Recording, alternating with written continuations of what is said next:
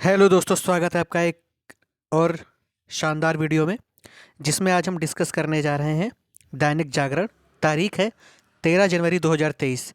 आज हम देखेंगे कि हमारे प्री प्लस मेंस के लिहाज से कौन सी ऐसी खबरें हैं जो हमें देखनी है और जिनके की पॉइंट हमें नोट करने हैं। तो चलिए बिना किसी देरी के करते हैं आज के न्यूज़ एनालिसिस की शुरुआत।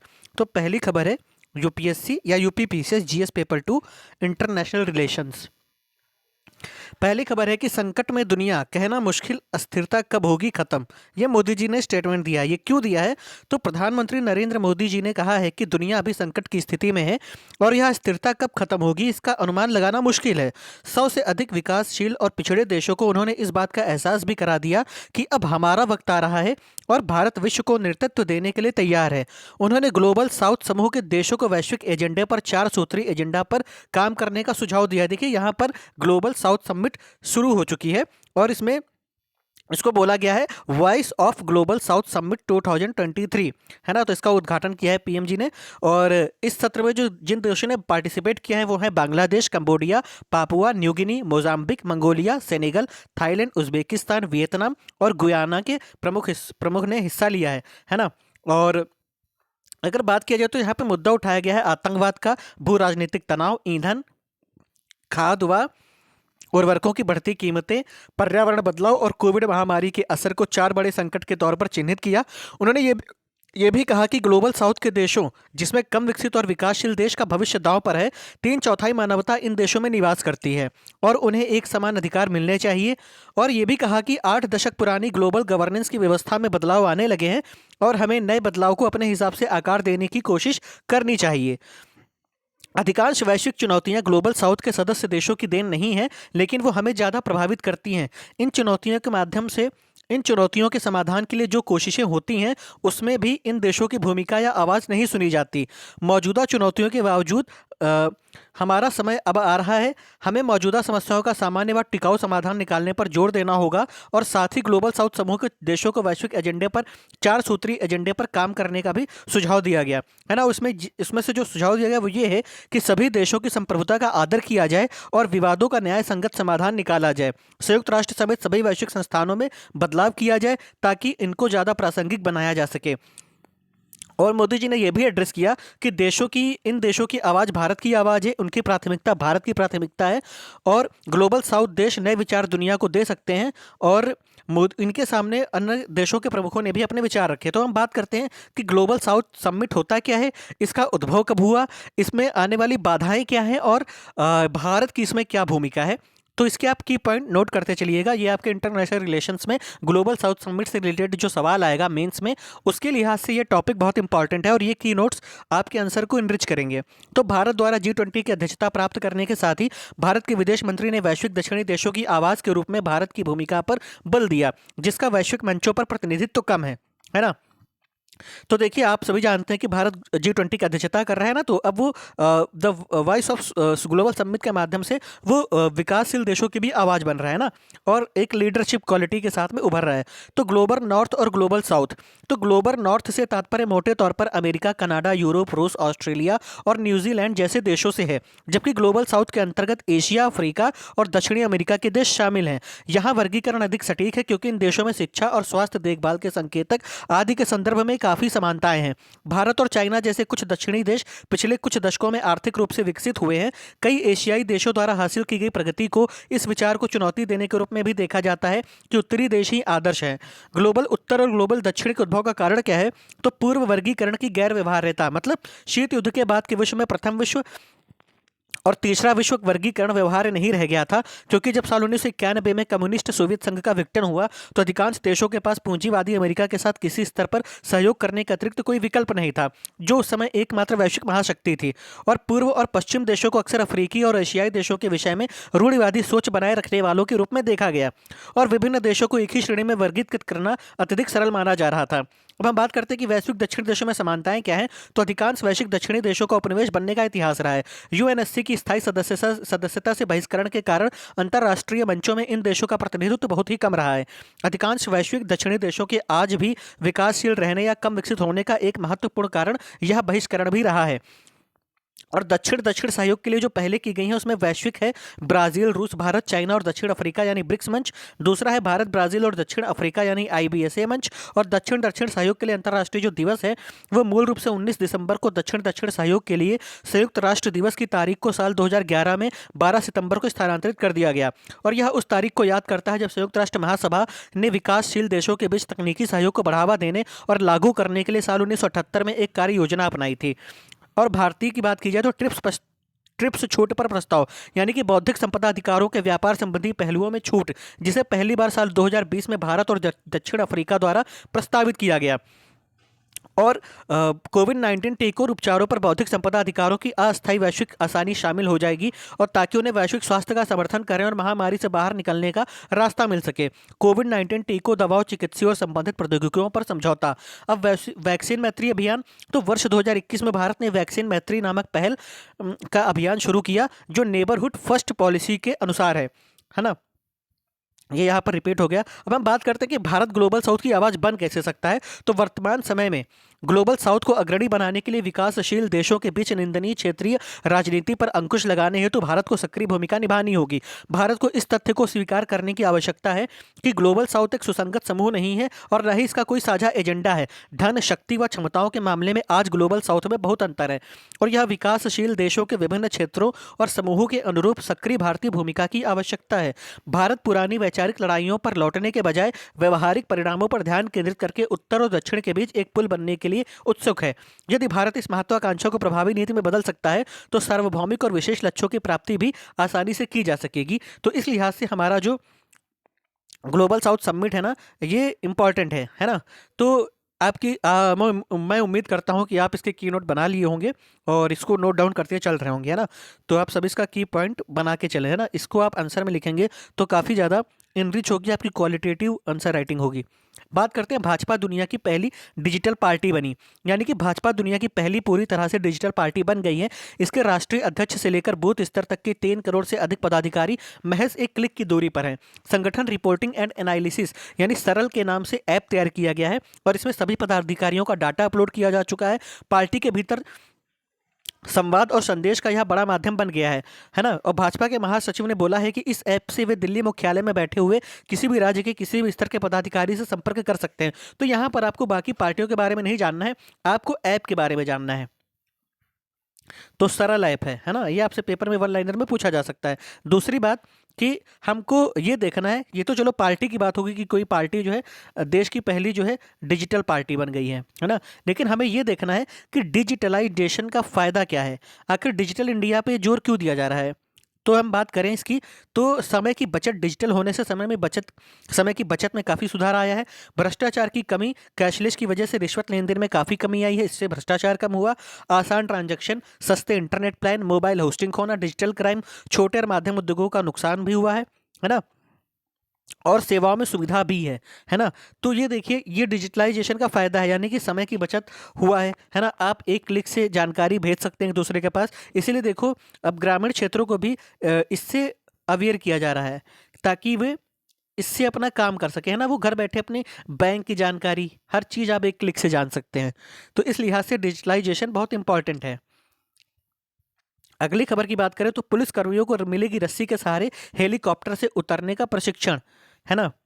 देखिए, दिल्ली पुलिस आयुक्त संजय अरोड़ा ने कहा कि पुलिस का काम लगातार जटिल होता जा रहा है, जिससे निपटने के लिए हर जवान को हर तरह से तैयार होना पड़ेगा, है ना।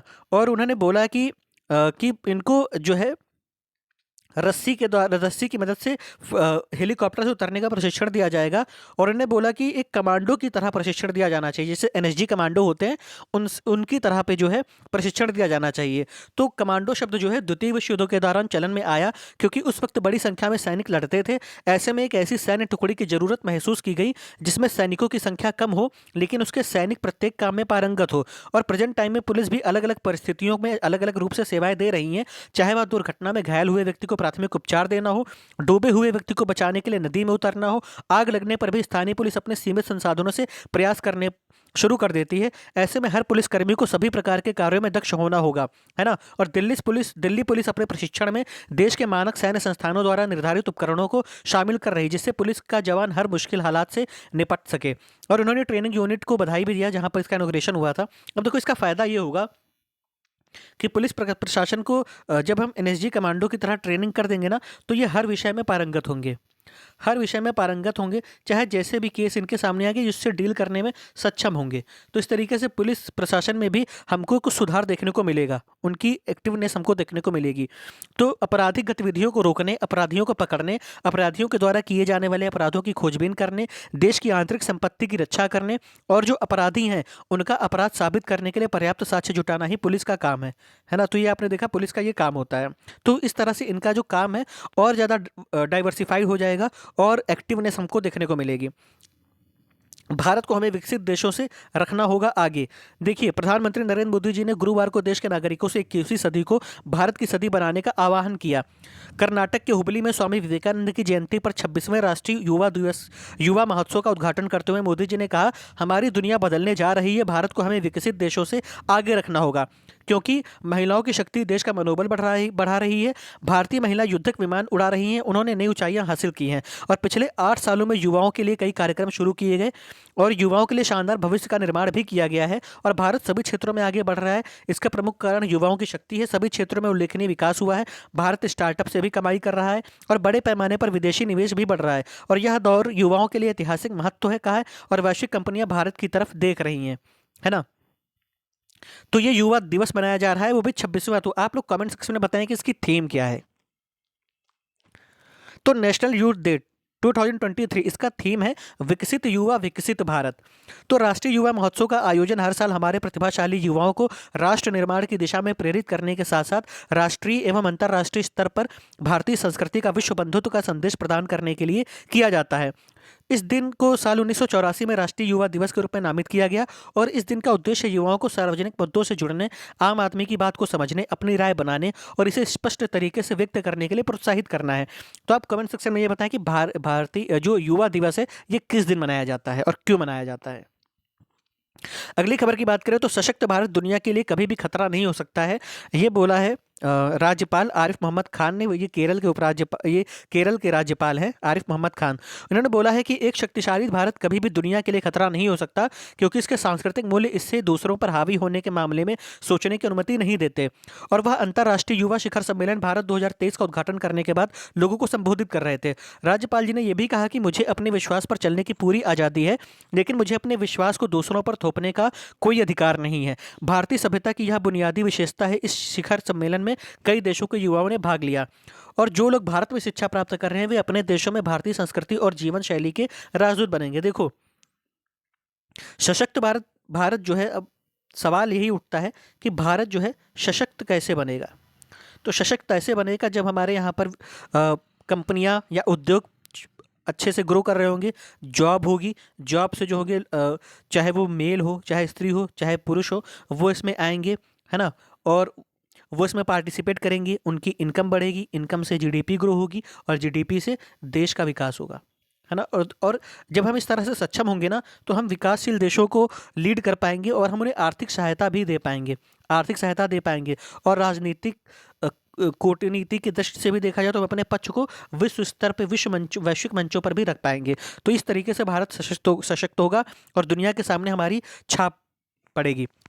पर्यावरण में सुधार के लिए भारत दे रहा विकासशील देशों को तकनीकी मदद। देखो, पर्यावरण में हो रहे बदलाव को रोकने के लिए भारत संकल्पबद्ध है। इस दिशा में लक्ष्यों की प्राप्ति के लिए भारत अन्य विकासशील देशों की मदद कर रहा है। यह मदद तकनीकी आधारित है और इसमें क्या बोला गया है कि विकसित देशों ने बड़ी मात्रा में प्राकृतिक संपदा का दोहन किया है, इसलिए बीते समय के कार्यों की वे जिम्मेदारी लें और पर्यावरण सुधार के लिए विकासशील देशों की मदद करें।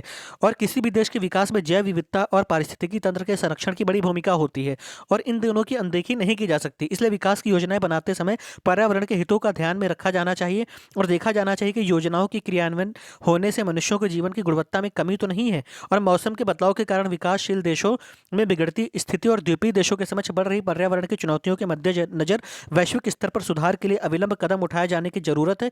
प्रत्येक देश के लिए इसकी आबादी के हिसाब से कार्बन डाइऑक्साइड गैस के उत्सर्जन की मात्रा तय होनी चाहिए। पर्यावरण सुधार के लिए सभी देशों को मिलकर कदम उठाने चाहिए, जिससे आने वाली पीढ़ियों के लिए पृथ्वी सुरक्षित बन सके।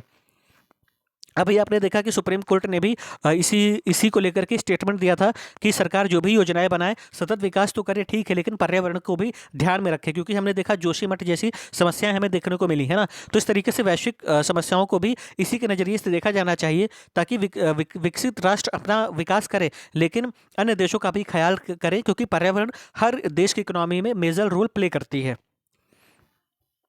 अगली खबर की बात करें तो पीठासीन अधिकारियों ने माना विधायिका सर्वोच्च, उसे कानून बनाने का अधिकार। ये वही न्यूज़ है जो हमने कल डिस्कस किया था कि राजस्थान में हो रही मीटिंग और यहाँ पर मुद्दे उठाए जा रहे हैं। उसमें बोला जा रहा है कि कार्यपालिका, विधायिका, न्यायपालिका तीनों जो हैं स्वतंत्र रूप से काम करें और सहयोग के साथ काम करें, सामंजस्य के साथ काम करें और एक दूसरे के काम में हस्तक्षेप ना करें।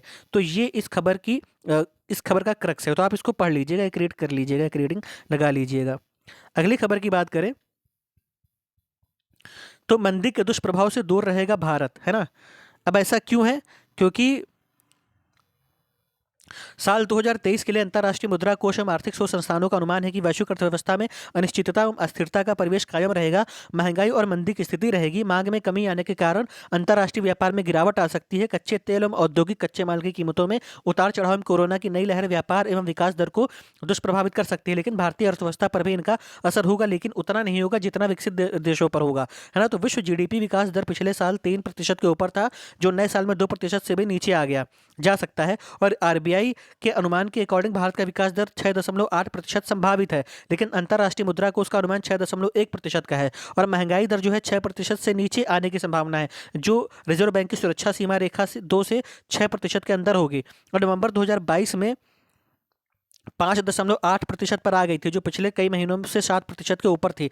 महंगाई नियंत्रण के लिए आरबीआई की ब्याज नीति में किसी ढील की संभावना नहीं है और पिछले साल रेपो रेट में 5 बार वृद्धि हुई। इसी वर्ष भी आवश्यकता पड़ने पर वृद्धि संभावित है और नए साल में भारतीय रुपए की चमक बढ़ जाएगी। अंतर्राष्ट्रीय मुद्राओं में शामिल होने के लिए वह आगे बढ़ सकती है। अब तक लगभग 35 देशों ने भारतीय रुपए के माध्यम से व्यापार करने में रुचि दिखाई है और कुछ देशों के साथ समझौते हो चुके हैं, कुछ के साथ वार्ता चल रही है। और रुपए को डॉलर के विकल्प के रूप में बढ़ावा देने की भारत की कोशिश सही दिशा में चल रही है और अनेक कारणों से सप्लाई चेन बाधित होने के कारण कई देश अपनी अर्थव्यवस्था का संतुलन खो चुके हैं और जिनके पास विदेशी मुद्रा का भंडार नहीं के बराबर रह गया है, वह डॉलर का विकल्प चाहते हैं। तो इस बीच G20 की अध्यक्षता भारतीय अर्थव्यवस्था को आगे बढ़ाने में सहायक होगी और G20 विश्व की 85% जीडीपी, 75% व्यापार एवं 2/3 आबादी का प्रतिनिधित्व करती है। कृषि, उद्योग एवं वित्तीय व अन्य सेवाओं के विकास के भी अच्छे संकेत हैं। गेहूं के रिकॉर्ड उत्पादन की उम्मीद है। एक सर्वेक्षण के अकॉर्डिंग देश के बिजनेस लीडर्स 2023 में औद्योगिक विकास को लेकर आशान्वित है। ऑटोमेटिव, इंडस्ट्रियल, मैन्युफैक्चरिंग और फार्मास्यूटिकल सेक्टर में विकास की सबसे ज्यादा संभावनाएं हैं और सरकार की प्रोडक्शन लिंक्ड स्कीम का जादुई असर भी कई उद्योगों में देखने को मिलेगा। और पिछले कुछ महीनों से मोबाइल फोन का निर्यात 1 अरब प्रति माह के औसत पर जा रहा है और इस साल 10 अरब डॉलर के आसपास इसका निर्यात होगा, है ना। तो इस तरीके से आप देख रहे हैं कि अर्थव्यवस्था की डिजिटलाइजेशन की प्रक्रिया नए साल में और तेज होगी और इसके कोविड महामारी से पहले के औसतन 4 लाख यात्री प्रतिदिन के स्तर से ऊपर पहुंचने की आशा है। और भारतीय अर्थव्यवस्था में ऐसे अनेक संकेत उभर रहे हैं जो यह दर्शाने के लिए पर्याप्त है कि देश की आर्थिकी में निरंतर वृद्धि जारी रहेगी, है ना। यानी कि भारत में उतना असर नहीं पड़ेगा मंदी का जितना कि विकसित राष्ट्रों पर पड़ेगा। तो ये आप पढ़ लीजिएगा, ये कुछ आंकड़े थे जिसको बताना जरूरी था। अब हम बात करते हैं अगली खबर की।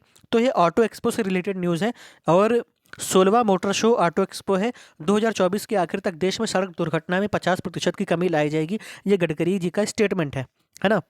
और उन्होंने ये भी बोला और इसमें ये है ना कि 2024 तक अमेरिका के जैसा रोड इंफ्रास्ट्रक्चर होगा भारत में और ईवी चार्जर भी भारत में होंगे। तो इस तरीके से जो होगा एक्सीडेंट वाले जो वारदात होते हैं उनको कम करने की कोशिश की जाएगी, यानी 50% पे आ जाएगी। तो आज आपने देखा कि आज के अखबार में उतनी खास न्यूज़ नहीं थी जितनी कल के अखबार में थी, क्योंकि कल का जो था बहुत इंपॉर्टेंट था। लेकिन आज की न्यूज़ में सिर्फ ना उद्घाटन हुआ है, या तो किसी चीज़ का उद्घाटन हुआ है, या तो किसी समिट का, या तो किसी चीज़ का उद्घाटन हो चुका है तो उसमें क्या स्टेटमेंट दिया गया है उससे रिलेटेड बातें हुई हैं, है ना। तो आप इसमें मेंस के लिहाज से कुछ ही न्यूज़ थी जिसको मैंने अंडरलाइन भी कर दिया है और आपको डिटेल में की नोट्स के साथ समझा दिया गया है। तो वही जो न्यूज़ है वही आपके मेंस के लिहाज से ज़रूरी है। प्री के लिहाज से यही है कि ग्लोबल साउथ समिट क्या है, सरल ऐप क्या है, तो ये आप देख लीजिएगा, वो मैंने आपसे डिस्कस कर दिया है। तो उम्मीद है कि आज का न्यूज़ एनालिसिस आपको अच्छा लगा होगा। और चलते चलते जीवन है तो समस्याएं भी रहेंगी, परेशानियों से भागना नहीं है। परेशानियां चाहे कितनी भी बड़ी क्यों ना हो, लेकिन एक योद्धा की तरह हमें उससे लड़ना चाहिए और उससे जूझते हुए उसे पार करना चाहिए, ना कि घबराकर हाथ पर हाथ धरे बैठ जाना चाहिए। समस्याओं से पार जाकर ही हमें सफलता मिलेगी, है ना। हमारा माइंडसेट ना ईगल माइंडसेट होना चाहिए कि हमें बारिश का नहीं रोना है। हमें ये देखना है कि बारिश हो रही है, हम कितना ऊंचाई पे जा सकते हैं और कितनी एकाग्रता के साथ, कितना फोकस होकर के हम अपने लक्ष्य को पकड़ सकते हैं। तो इस मोटिवेशन के साथ आप लगे रहिए और आपको 2023 में ज़रूर सक्सेसफुल होंगे, ज़रूर सफलता मिलेगी। इसी के साथ आज का न्यूज़ एनालिसिस यहीं पे समाप्त करते हैं। तो मिलते हैं एक और नए वीडियो के साथ में। तब तक के लिए अपना ख्याल रखिए। Thank you. और अगर आपने अब तक इस यूट्यूब चैनल को सब्सक्राइब नहीं किया है तो प्लीज़ इस चैनल को लाइक, सब्सक्राइब और शेयर ज़रूर करें।